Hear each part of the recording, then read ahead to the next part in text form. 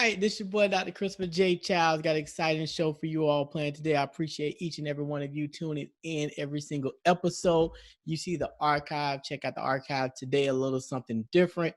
Do what's happening, everybody, and you know, we used to say a saying, everybody and their mama. Everybody right now, I think, is on Facebook. So right now, Facebook is having technical difficulties. So if you typically watch on Facebook, I apologize, you can't link out.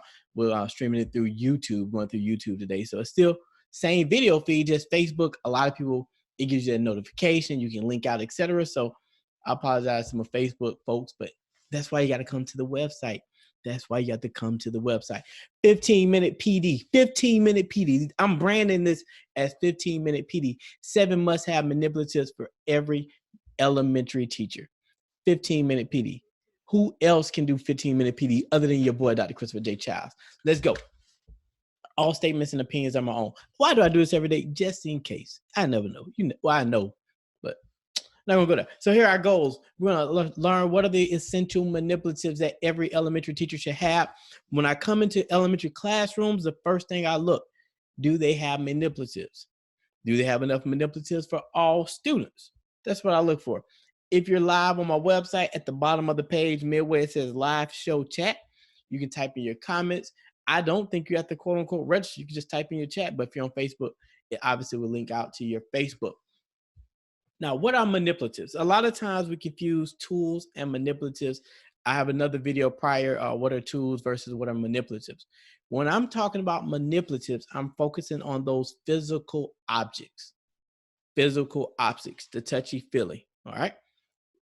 I'm about to give away part of my episode. So the touchy-feely pieces, that's what I'm referring to when I refer to manipulatives. They can be formal or they can be informal. For example, snap cues, manipulatives. If you use buttons, that can be considered a manipulative, so it's not just limited to them. So here we go. Number one, I got 15-minute PD, and I got 7 of these. Let's see if I can do it in 15 minutes. My very favorite, all of these are my favorite. So I'm gonna say my very favorite for all 7. My very favorite manipulative are base 10 blocks.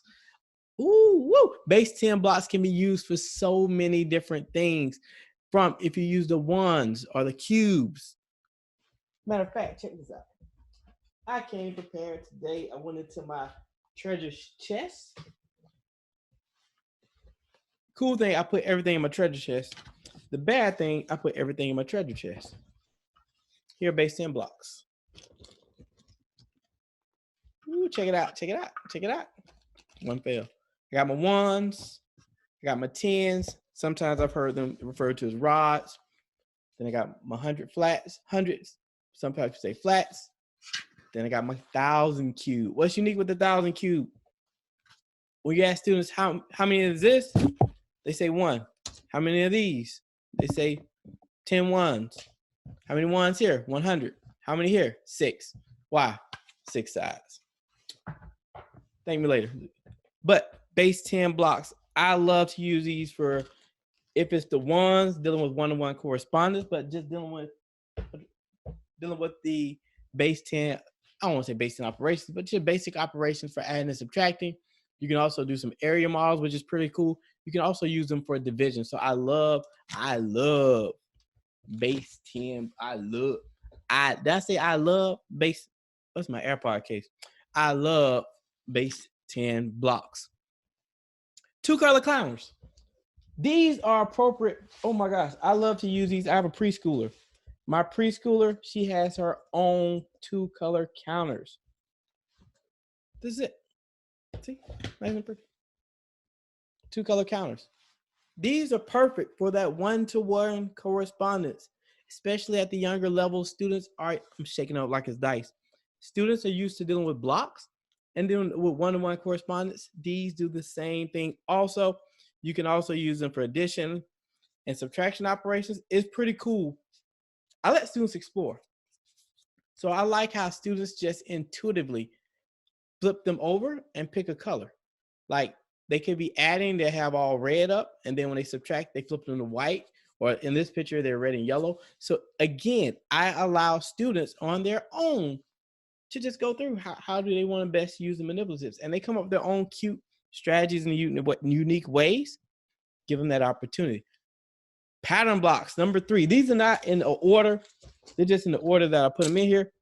I know you see them on the screen, but I just like to prove Dr. Childs has his stuff. Like, I keep my stuff. I keeps manipulatives. Check this out. Look at the pattern blocks. Kind of hard seeing the camera while I drop it. Now, intuitively, we can use these to find patterns, create patterns, stuff like that.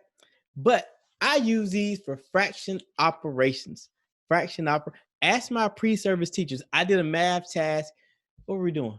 Division. I think, yeah, we were doing division with fraction tiles. Pre-service teachers, I gave them a middle school task. I think it was a middle school task.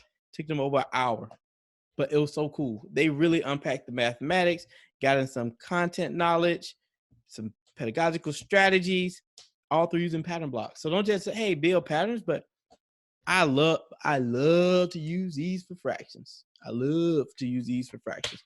What else I got in my goodie box? Unifix cubes. Every elementary teacher should have Unifix cubes. Now, I like Unifix cubes. Notice how I snapped them. I can only snap them in one way. When you get the other cubes, students start to build things and it just gets convoluted. I remember one time we were testing first and second graders. And one kid we had snap cubes. Put out snap cubes, gave him a proper problem to solve. He built a robot. Literally, he built a robot. He was building all which I'm like, dude, this has nothing to do with the problem. Then we break the robot, he'll build a bridge. We break the bridge, I'm like, can you just answer the question? But with Unifix cubes, you can only build towers. This will save you time. This will save you time and energy when dealing with operations. Unifix cubes. Fraction tiles. Number 5. Got my fraction tiles. Oh, Unifix cubes. Same thing as the counters. You just interchange them. You can use one-to-one correspondence, add and subtraction. I just interchange these with the counters. Again, students are used to when they're playing with blocks. My fraction tiles. You got to have fraction tiles. Yes, pattern blocks are great because pattern blocks let you really change the things like what is considered the whole. Come back for another episode. We'll talk about what's considered a whole. Fraction tiles. These allow you to perform, guess what? Fraction operations with students. Students get to understand equivalent fractions because they line up. And they get to understand equivalent denominators. These are excellent, excellent. Funny story. I was going to do a major workshop. It was like 30 teachers in the room. So I called my assistant. I told my assistant, I said, hey, I need you to order fraction tiles, mail them to where I'm going so I want to carry them in my luggage. Cool. They said, how many you need? I said, it's going to be 30 people, so get enough for 30 people. Perfect. She ordered 2 packs of these. That was it. 2 packs. Here's the rationale. In this pack, there are 1, 2, 3, 4, 5, 6, 7, 8, 9, 10, 11, 12. They're about 90 pieces to 100. That's quick. I didn't count them all. I just looked across the bottom like 12. Wait, why did I just count 12 and it's in 12s?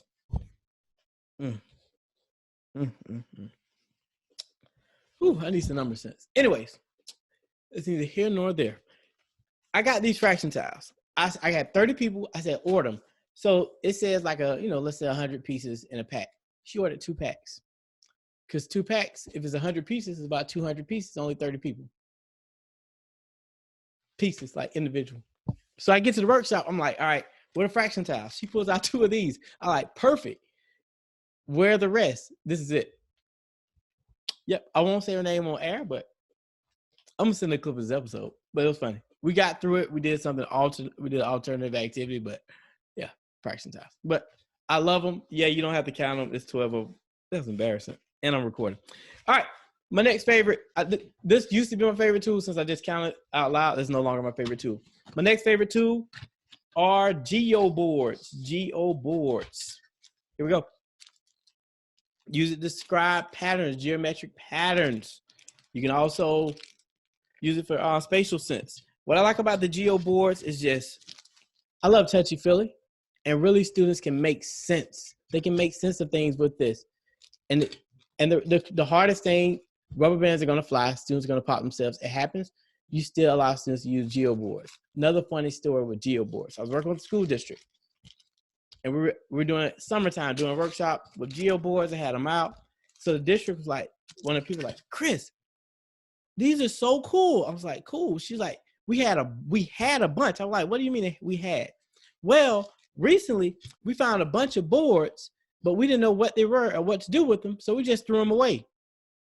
They didn't know this was a Geoboard and rubber bands with it. They just thought it was a bunch of trash. I threw them all away. Geoboards, another favorite tool. My last favorite tool, and I actually brought this. Hold on. Check this out. Pretty cool. Check this out.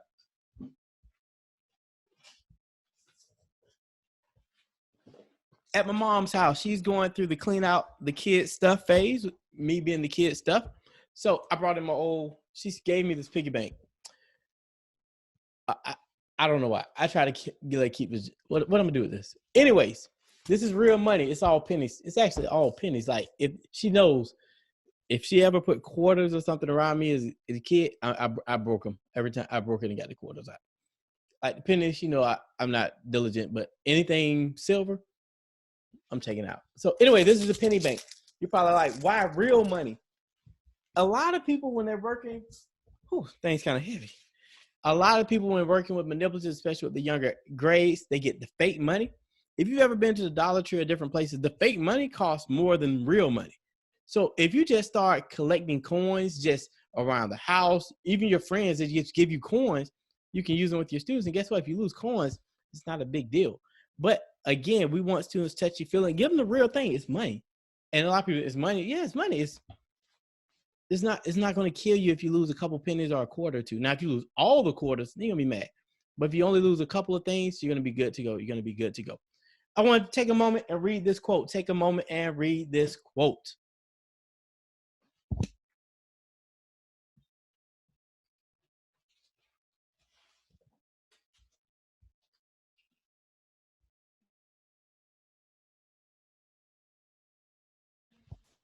Keyword being an excellent math program. I challenge teachers, especially at elementary level. You should be using manipulatives on a regular basis. The program you're using should encompass manipulatives. Just looking on my desk in my goodie box. Shout out to Kentucky. You should be using manipulatives. In my opinion, every student should have their own little manipulative kit. That way, when you're doing math, they just reach down into the manipulative kit and get whatever they need out of it. Have them freely available. These should not be hidden. They shouldn't be in the back of the room. Some places I go, they're collecting dust all the time. All the time. These are tools. Just like when students get to upper grades, they're going to be using graphing calculators or their phones. That's a tool. These are tools. These should be actually filthy and dirty because you utilize them so much.